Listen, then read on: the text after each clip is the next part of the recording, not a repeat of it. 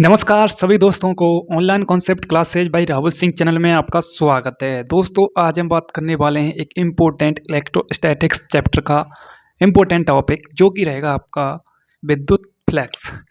क्या होता है दोस्तों विद्युत फ्लक्स, उसकी हम चर्चा करने वाले हैं। ध्यान से देखते आइए दोस्तों, विद्युत फ्लक्स क्या होता है, इसका फॉर्मूला क्या होता है, डेफिनेशन क्या होती है और इसके जो पॉइंट ऑफ व्यू से हम टॉपिक पढ़ते हैं, इसके छोटे छोटे स्टेप पढ़ते हैं, लास्ट में इनके उनको हम कवर करेंगे। यदि आपने अभी तक चैनल को सब्सक्राइब नहीं किया तो दोस्तों चैनल को सब्सक्राइब कर लो, ताकि नोटिफिकेशन फ्यूचर में मतलब आने वाला नोटिफिकेशन आपके पास पहुंच सके टॉपिक का। दोस्तों ध्यान से 2025 में मैं एक ही शब्द यूज करूंगा। यदि आपकी औकात है लास्ट तक बने रहने की, वॉच करने की इस वीडियो को, तभी वीडियो को देखना, नहीं तो यह आपके लिए वीडियो नहीं बनी है। आने वाली 20 से 25 मिनट मेरे लिए दो, और आने वाला जो 20 से 25 मिनट में कॉन्सेप्ट है आपके दिमाग में सेट कर दूंगा। दिमाग गुर्दे फेफड़े में स्कैन करके देखूंगा। ध्यान से देखता। विद्युत फ्लक्स क्या होता है, फॉर्मूला होता है इसका ये होता है इसका फॉर्मूला। अब इसी फॉर्मूले को हम निकालेंगे कैसे होता है, ठीक है। ओके, ध्यान से देखो। नाम है टॉपिक का विद्युत फ्लक्स। विद्युत फ्लक्स,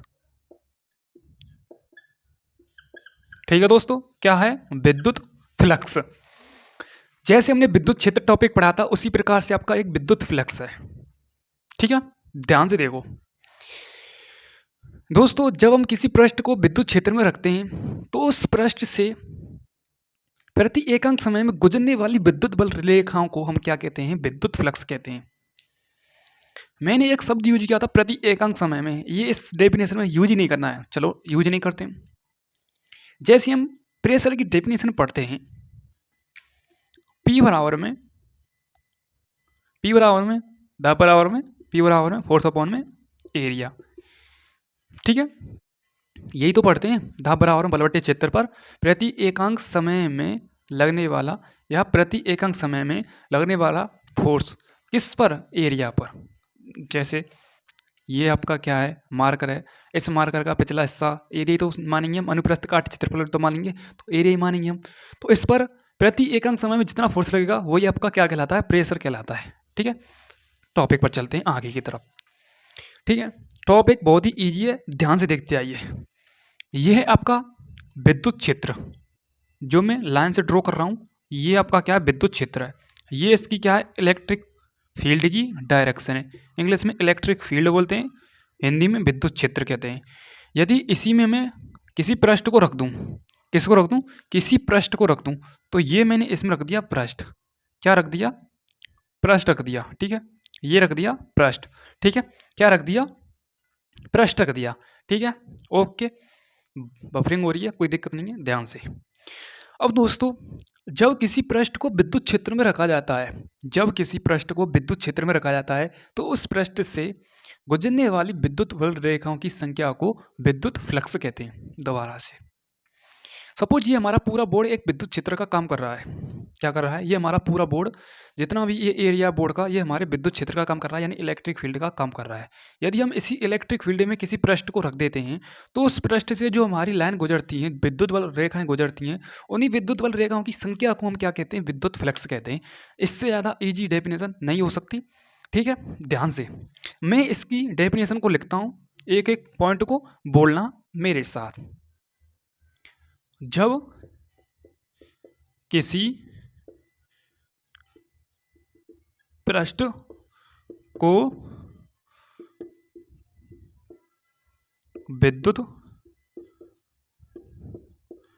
क्षेत्र में रखा जाता है, तो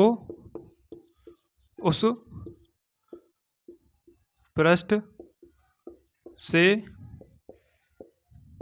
गुजरने वाली विद्युत बल रेखाओं की संख्या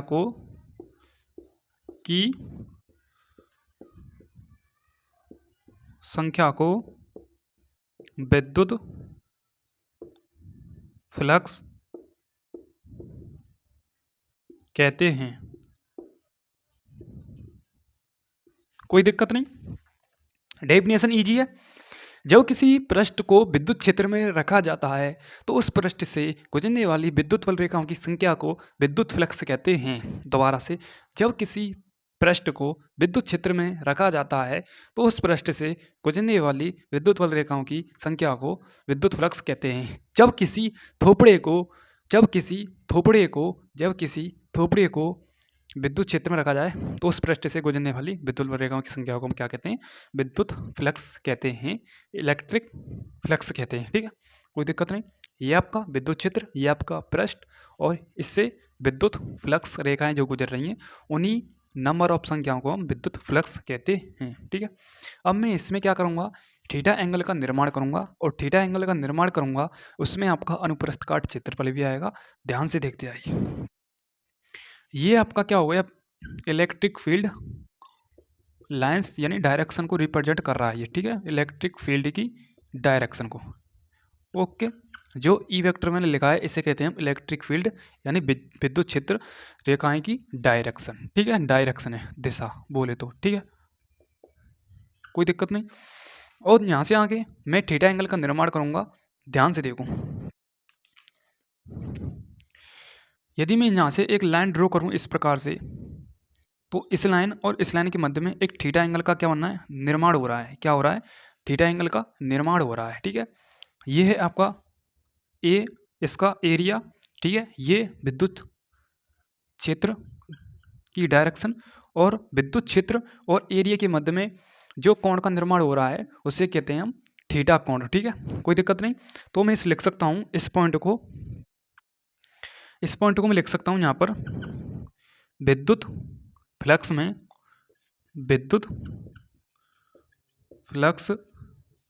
में थीटा का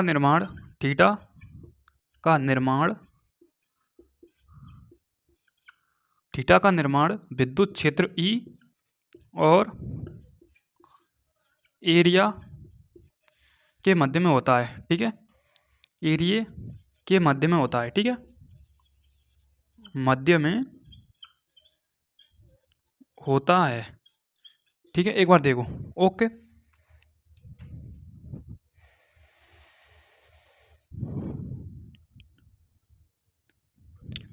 ठीक है, ओके।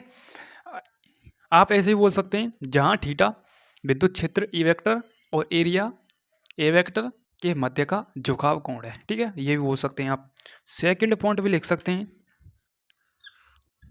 जहाँ थीटा कोण विद्युत क्षेत्र ई और एरिया ए के मध्य का झुकाव कोण है, के बीच का। मध्य का मतलब होता है बीच, मध्य का झुकाव कोण है। ओके, अब यहाँ से आगे इसका हम डेरिवेशन पार्ट चालू करते हैं। डेरिवेशन होता है, ये होता है आपका एक सिंबल जिसे हम क्या कहते हैं, फाई कहते हैं। ठीक है, फाई कहते हैं मेरे हिसाब से। ठीक है, हाँ, फाई कहते हैं इसे। फाई बराबर में ई ए आपका क्या है, विद्युत क्षेत्र ई है आपका विद्युत क्षेत्र। ठीक है, एक minute, E dot A vector. ठीक है, यदि आप डॉट को उठाएंगे तो यहाँ पर आ जाता है आपका ई ए कॉस थीटा। अब ये कॉस थीटा कैसे आया वो ध्यान से देखना, इसका कॉन्सेप्ट अलग है, ये वेक्टर चैप्टर में लागू होता है।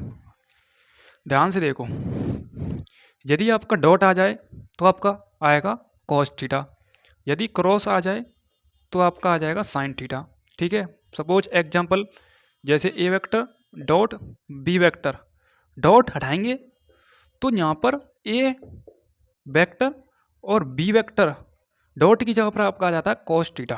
ठीक है, यदि इनके मध्य में हम क्रॉस लगा दें में ए वेक्टर बी वेक्टर, यदि हमें क्रॉस हटाना है तो ए वेक्टर बी वेक्टर क्रॉस की जगह पर आ जाता है आपका साइन थीटा, और वहाँ पर दे रखा है आपका डॉट की जगह पर कॉस थीटा, जो कि लिख दिया है फाई बराबर में ये कॉस थीटा। ठीक है, अब इसके पॉइंट हैं, अलग अलग पॉइंट हैं, एक बार स्क्रीनशॉट लें एक बार।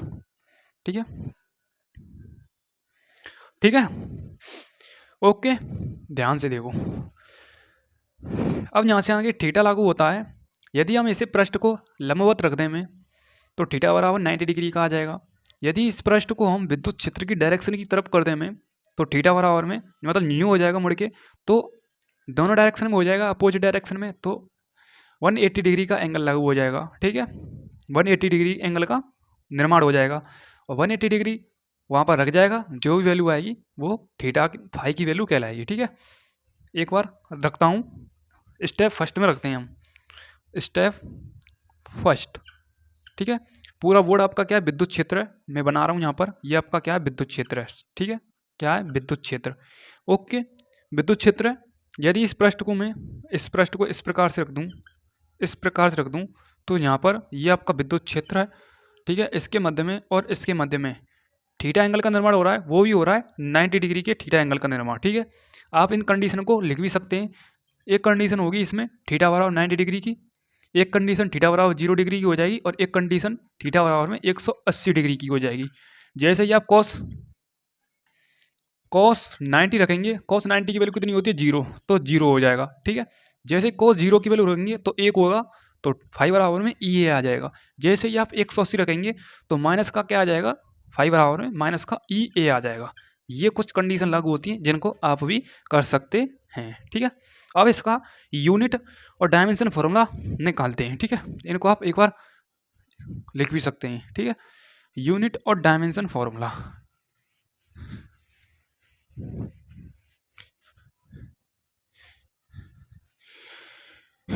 यूनिट और डायमेंशन फॉर्मूला क्या होते हैं, ध्यान से देखो। सबसे पहले हम मात्रक निकालेंगे। फिजिक्स में मात्रक बहुत इंपॉर्टेंट है, हर एक कॉम्पिटेटिव एग्जाम में आते हैं। तो मैंने लिखा था फाई बराबर में ई ए। ठीक है, ई आपका होता है इलेक्ट्रिक फील्ड। क्या होता है, इलेक्ट्रिक फील्ड। ए आपका होता है एरिया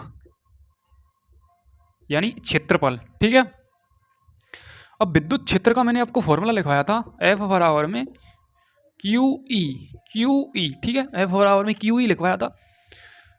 तो हमें ई की वैल्यू निकालनी है यहाँ से, तो ई बराबर में एफ अपॉन में क्यू आ जाएगी यहाँ पर। तो हम यहाँ पर लिख सकते हैं, मेकअप करेंगे थोड़ा, एफ अपॉन में क्यू और एरिया ए। ओके, अब यहाँ पर आ रहा है फोर्स यानी वल का ऐसा ही मात्रक होता है न्यूटन। क्या होता है, न्यूटन।